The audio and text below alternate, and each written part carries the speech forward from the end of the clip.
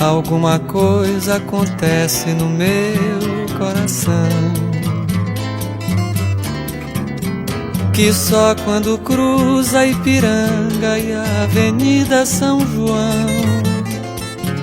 Você sabe que São Paulo tem horas que me lembram um estudo que eu fiz da Grécia Antiga na faculdade. Porque ela assimilou, sabe, várias culturas. Ela nunca destruiu a cultura do inimigo.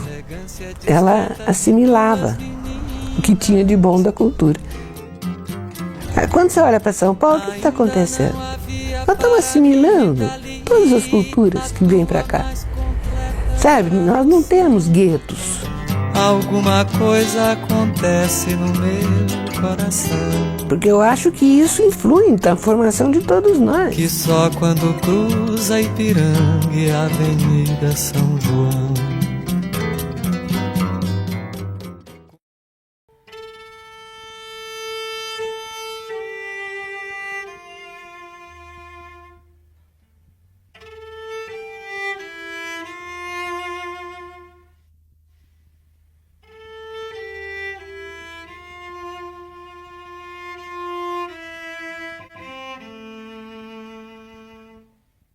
Silvia Lane tinha estilo.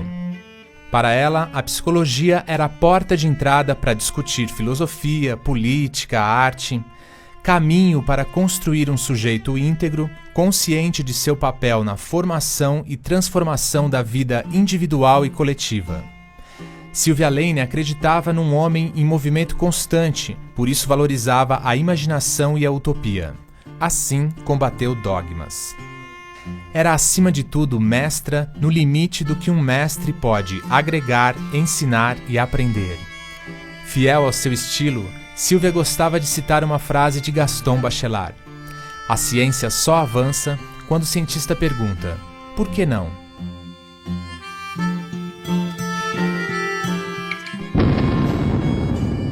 A minha terapeuta uma vez falou, disse, puxa, Silvia, você é filha da guerra. Então guerra não é comigo. Desde a época de criança, eu não gostava, não odiava guerra, filme de guerra, essas coisas. E até hoje eu não gosto muito, não.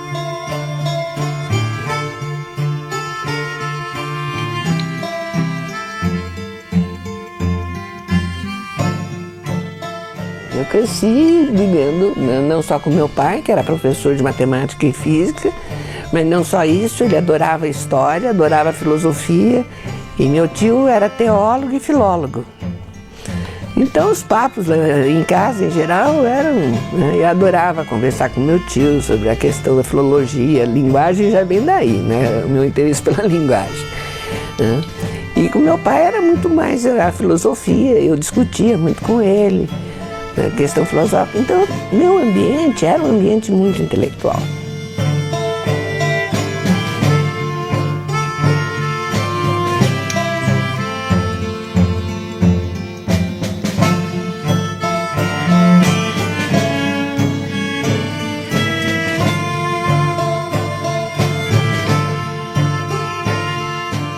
Eu disse, não, eu quero fazer uma faculdade. Passei um ano pensando o que eu ia fazer. Então eu voava de medicina, arquitetura, matemática, física, daí até um dia eu atinei, meu Deus, se eu fizer filosofia eu capto tudo isso. Quer dizer, eu capto pela psicologia, neurologia, que era o que me interessava. Eu capto a linguagem, né, pela filologia, pela história da filosofia, inclusive. Então eu fui vendo as disciplinas do curso, e disse, eu abraço tudo, embarco com tudo nisso, né?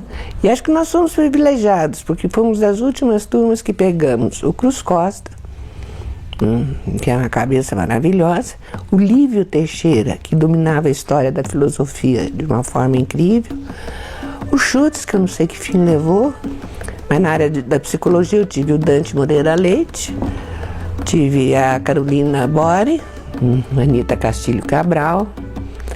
Então foi uma formação em filosofia muito, muito boa, né?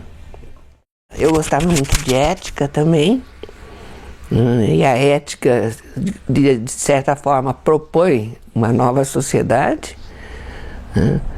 Então eu acho que desde aquela época eu queria mudar o mundo. Na Faculdade de Filosofia da USP, Sílvia foi tesoureira do Grêmio e participou com entusiasmo da política estudantil. Por conta disso, reparou a dificuldade de comunicação entre estudantes e operários. Data daí seu interesse pelo estudo da linguagem nas relações humanas. Na mesma época, ganha uma bolsa para estudar nos Estados Unidos. Aceita depois de ouvir o conselho do mestre Cruz Costa para que aproveitasse a oportunidade de ver o Brasil de outra perspectiva. Isso é verdade. Eu realmente tive uma outra visão, aproveitei o curso, mas não sei se eu aproveitei tanto o curso como as trocas, compreender a cultura americana, vivenciar a cultura americana. Por exemplo, eu estudei muito aqui o Kurt Lewin, que é de origem alemã, o Otto Kleinberg, que foi um dos primeiros a fazer psicologia social,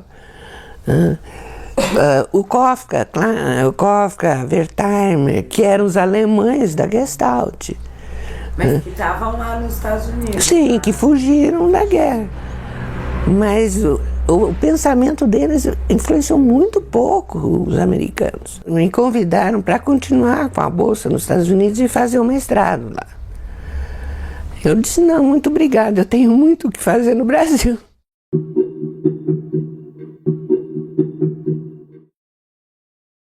Eu me lembro que eu fui passar, a filha do Carmichael, de Psicologia do Desenvolvimento, era minha colega em Austin, me convidou para passar a Páscoa lá em Washington.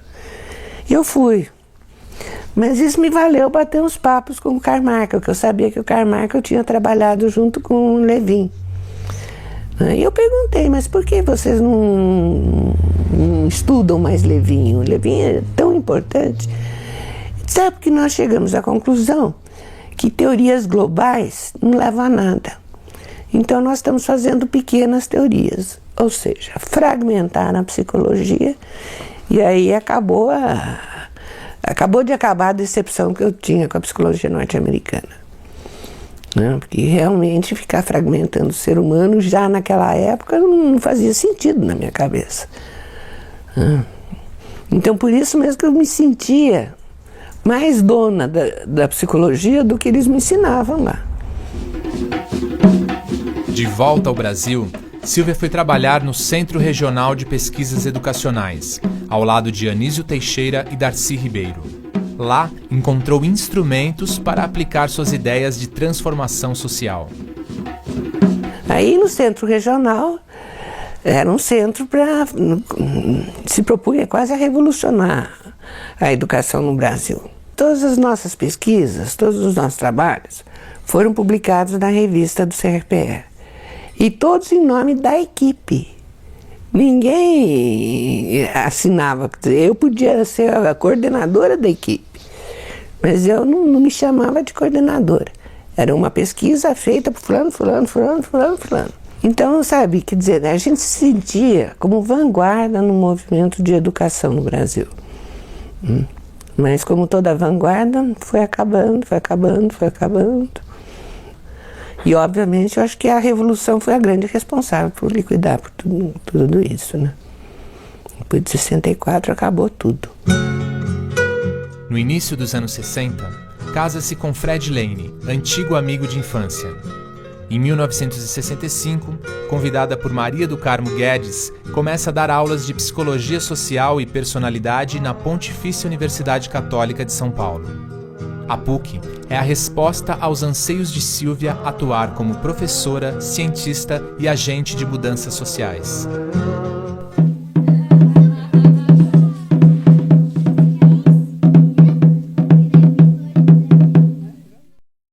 Quer dizer, quando eu comecei a dar aula na PUC, foi em 65, eu já vinha com aquela ideia, primeiro, psicologia é uma ciência ideológica. será que é mesmo?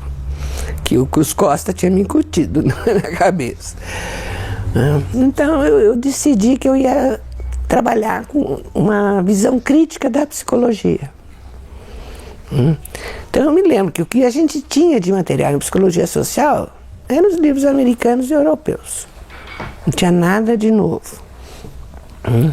Eu disse, bom, eu vou pôr esse pessoalzinho fazendo pesquisinha simples, para criticar esses textos. Quem disse que eu consegui? A teoria era a dona do saber. A prática, a vivência, os dados coletados não valiam nada.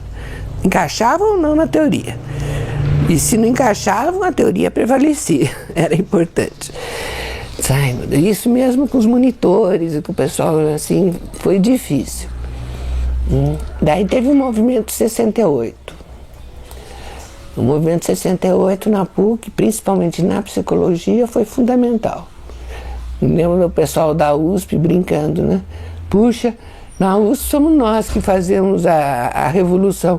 Na PUC são os professores que fazem a revolução e carregam os alunos. E foi mesmo. Nós fizemos comissões paritárias, procuramos reformular todo o currículo. E ninguém saiu impune desse, apesar de depois o MEC obrigava você a voltar tudo para trás, né? O período foi rico para Sílvia em projetos e histórias. Na PUC, ela participou desde o início da mudança do currículo. O curso começou a ser montado para estimular projetos de pesquisa. Também consolidou um dos aspectos marcantes do estilo Lane, o equilíbrio entre a aula expositiva e a necessidade de o aluno produzir conhecimento para realizar o verdadeiro aprendizado. Em pleno regime autoritário, Sílvia fincava na PUC os alicerces da psicologia social. O estilo Lane, transgressor e libertário, também lhe valeu a estreita vigilância dos órgãos de repressão.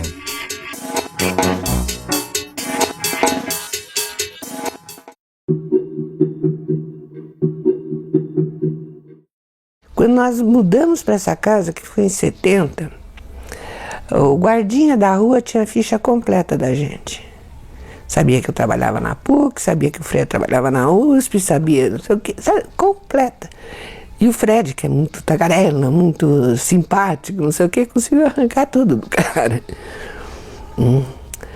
Então foi um período assim, bom, para mim acho que a coisa mais dolorosa que houve foi uma menina que chega aqui, uma menina bem apresentável, bonitinha, e eu estava com os 2 meninos pequenos, né? O Guilherme tinha 1 ano, o Edu tinha acabado de nascer, coisa assim, e pedindo se ela não podia trabalhar de babá, que ela tinha brigado com o pai dela, que não dava para ficar mais na casa do pai, que ela estava procurando emprego de babá. Menina bem educada, bonitinha, bem vestidinha, limpinha, sabe? Por que não? Eu estou precisando, né? Eu já estava trabalhando na PUC também. Então eu precisava de alguém para cuidar dos meninos. Pois bem, essa menina acho que ficou em casa há mais de 1 ano.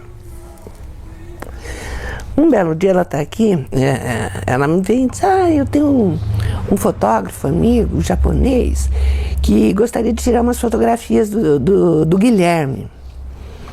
Eu disse, que ótimo, ele vai te dar depois as cópias da fotografia. Eu disse, pois não. Aí essa parede toda era a biblioteca, né, que tinha minha e do meu pai também. E pusemos um cestão e o Guilherme aqui. E quando eu vejo as fotografias, o foco principal era a estante de livros. Quer dizer, fotografaram toda a biblioteca para ver o que tinha.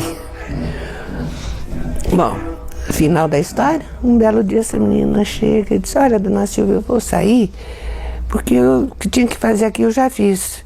Eu sou noiva de um rapaz do DOPS, eu vim trabalhar aqui para ele. Sabe o que é a vontade de matar alguém? Eu nunca tive, mas aquele dia eu juro que eu tive vontade de agredir, de fazer alguma coisa. Eu me senti tão traída, tão traída.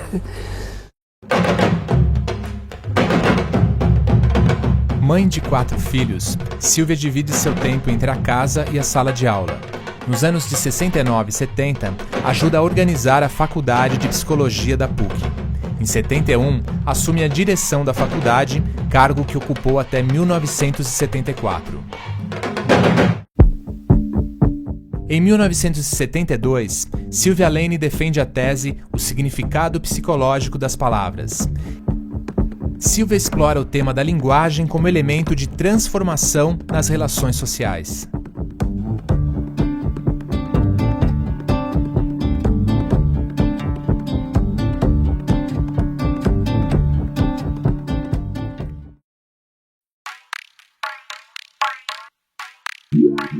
Silvia Lane torna-se uma referência na psicologia e no pensamento brasileiro.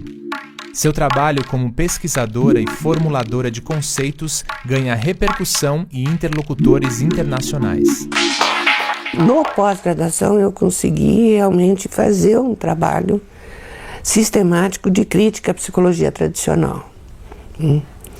E fui atrás dos que eu achava de uma outra linha, dentro do materialismo histórico, né?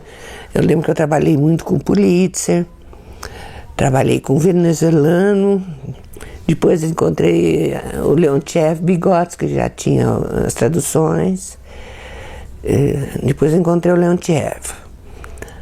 Daí o Leontiev me deu uma base mais sólida, e aí começamos a rever a questão do método, né? Achando que se não revíssemos a questão da metodologia, e era o que nós tínhamos aprendido com os franceses. Eu acho que o verdadeiro psicólogo marxista que surge como investigador, pesquisador, é o Vygotsky, sem dúvida alguma, que vai construir uma nova psicologia. Por exemplo, isso o Vygotsky vai dizer, quando a linguagem e a emoção se juntam, vamos dizer assim, é que vão permitir o desenvolvimento de uma função neurológica superior, qual seja a memória e a imaginação, que de certa forma são duas faces da mesma moeda. A memória você relembra o passado, a imaginação você projeta o futuro, tá certo? Então elas formam uma função neurológica superior. E com isso então a gente está indo para a questão da criatividade, está indo para a questão da ética, certo? Porque agora eu acho que é a função do psicólogo investigar como é que se formam esses valores. Se você mudar os valores morais de toda uma população, você faz uma revolução. O estilo Lane desperta os críticos. Silvia, que não desprezava uma boa discussão, se mostra uma notável polemista. Teve até uma situação divertida, porque na Ampep de Gramado, o Haroldo Rodrigues me chama para falar da minha linha teórica, né? E no encontro anterior, na Venezuela, ele disse que eu não fazia ciência, eu fazia política. Eu disse, esse homem vai receber a resposta e é já. Preparei um texto para falar em Gramado, só em cima de resultados de pesquisas do pessoal que eu conhecia. Quer dizer, mais prova de que a coisa tem uma consistência científica, né? Não é possível. Acabado o simpósio, né, eu bati, você vai continuar falando que eu faço política, Haroldo? Falei brincando com ele, de uma risadinha. Mas depois foi até interessante, porque à noite a gente estava lá no bar, tomando uns uísques, não sei o quê, e ele veio conversar comigo. Diz, olha, Silvia, eu admiro o seu trabalho, mas eu seria incapaz de caminhar por aí. A minha formação é muito tradicional. Eu não sou capaz de virar a mesa como você está virando. Opa, que baita elogio vindo do Haroldo. O estilo Lane foi influenciado pelo materialismo histórico. Silvia nunca escondeu o objetivo de estabelecer as bases de uma psicologia social brasileira. Suas pesquisas, valorizando o indivíduo e sua história, lhe valeram a fama de criadora da Escola de São Paulo.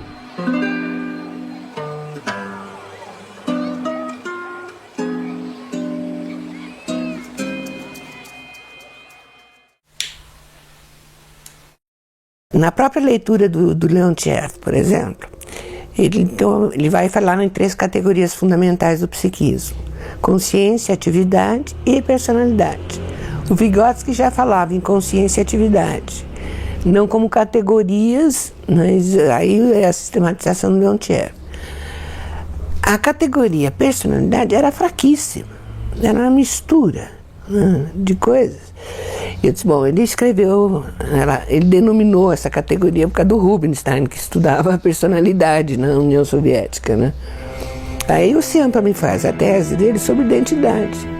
Eu disse, meu Deus do céu, vamos negar a personalidade, que é um conceito idealista, e vamos assumir identidade, que é uma coisa mais palpável, né? Daí eu acho que com a tese da Bader surgiu uma questão assim muito séria da emoção. Porque o Vygotsky falava na mediação da linguagem do pensamento. Daí a gente começou a perceber que a emoção era uma mediação fundamental, talvez anterior à própria linguagem do pensamento. Aí fomos vendo, fomos trabalhando e de repente aparece todo o aspecto afetivo constitutivo do psiquismo, que nós denominamos afetividade, que era onde se misturava na personalidade, identidade e afetividade, eram misturados como uma coisa só no conceito de personalidade. Para eu analisar um Rorschach de um determinado indivíduo, dentro da minha concepção teórica, eu tenho que analisar esse material empírico dentro do contexto sócio-histórico da vida desse indivíduo. Por que ele apresenta esses tons afetivos? Né? O que aconteceu na vida dele? E aí, então, eu chego à verdadeira categoria afetividade. No Brasil, é a principal representante do movimento que fortalece as associações brasileira e latino-americana de psicologia social. Mais do que nunca, Silvia assume sua porção utópica. Cada vez mais ela defende a linguagem como algo dinâmico, construído historicamente pela sociedade. No estilo Lane, a linguagem desempenha papel fundamental, tanto no desenvolvimento dos indivíduos como na sua inserção em grupos sociais. As pesquisas procuram aspectos libertários além da sociedade industrial. Quer dizer, nós estamos fazendo pesquisas com os chavantes. Tudo indica que os chavantes se organizam socialmente em cima das emoções e dos afetos, mais do que em cima do racional. Eles têm toda uma racionalidade, mas a organização tribal é em cima de emoções. Tanto é que os rituais... O que é o ritmo? O ritmo é a emoção. Isso até o Villa-Lobos já dizia, nunca vamos esquecer. Villa-Lobos dizia que a música se constitui de ritmo e melodia. O ritmo é a emoção, a melodia é o pensamento.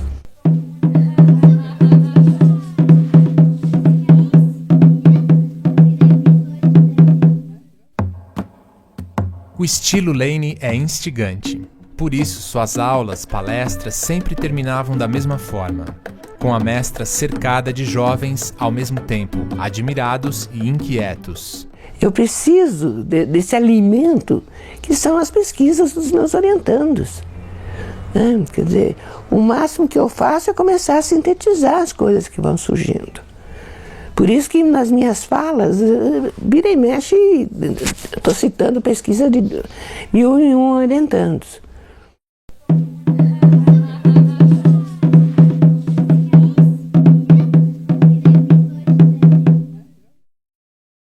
Quer dizer, na época da ditadura, nós escapamos para uma psicologia social comunitária.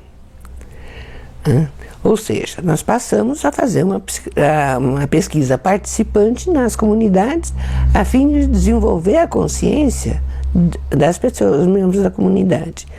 Agora, é interessante que isso ocorreu em vários países da América Latina, não foi só no Brasil. Nesses encontros é que nós fomos percebendo o que nós tínhamos e fomos trocando figurinha. Em 80 teve um encontro em Cuba sobre psicologia comunitária. E a sistematização dessa psicologia comunitária foi levando a toda uma formação crítica também, percebendo que a psicologia que estava sendo feita não levava a nada, não transformava nada, era só agente de manutenção. E que nós tínhamos que reinventar essa psicologia e procurar novos caminhos. Tanto é que a psicologia social comunitária só ocorre na América Latina. Na Europa, Estados Unidos, você tem a psicologia institucional. Aliás, nos Estados Unidos eles falam em psicologia comunitária, mas é assistencialismo puro. Não tem nada de comunitário. E na Europa é análise institucional.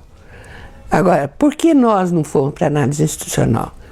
Que numa época de repressão, de ditadura, ninguém deixa você entrar numa instituição. Certo? O máximo que deixavam a gente entrar era numa paróquia, numa igreja e coisa assim. E ainda graças à teologia da libertação. Porque outros países da América Latina, onde a igreja não era tão avançada, nem com a igreja contavam, né? Sabe, não adiantava ficar importando de outros países. Ou nós construímos a nossa, né, em cima do nosso homem, nosso ser humano. E mais, você vai ver que vamos ter diferentes psicologia social.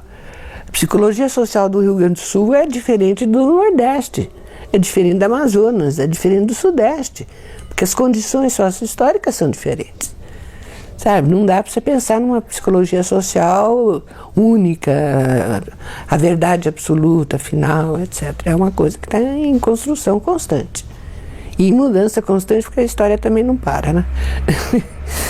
Sabe, nós fomos tão marcados pela lógica formal aristotélica que não é fácil você pensar dialeticamente.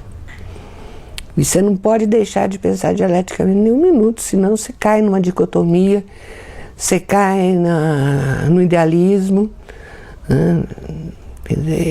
Então esse eu acho que é ainda o grande desafio na formação do pesquisador, é formar o pensamento dialético.